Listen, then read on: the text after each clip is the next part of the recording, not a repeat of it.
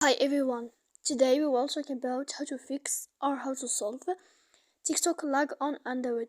To know how to fix or how to solve TikTok lag on Android, you should just go to settings like this. You will click. After that, in this page you will go to apps, default apps, app settings. When you will see this list, you will go down to find the application of TikTok and you will enter. Then in this page here, as you see, you will go to click force stop. When you will end this, you will enter to storage. After that, in this page you will click clear cache.